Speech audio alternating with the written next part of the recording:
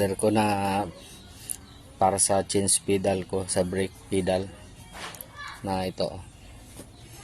Ganda, di ba? Napakaganda niya. Ito mo, pag pipreno mo siya, pag tumama sa bato, gaganyan lang siya, gaganyan lang siya, di ba?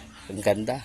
Alloy, kung yung dating nakalagay nga sa pedal ko bakal, ito ngayon alloy. Kung yung bakal na putol, malamang ito isang gamitan lang, putol agad. Leche. Ito na yung nabili ko sa Shopee, parang nasa 300 plus. Yan. Yung original niyan na tainga niya, papabutasan mo yan dito para ma-bolt. Pero ang ginawa ko, pinatanggal ko yung butas.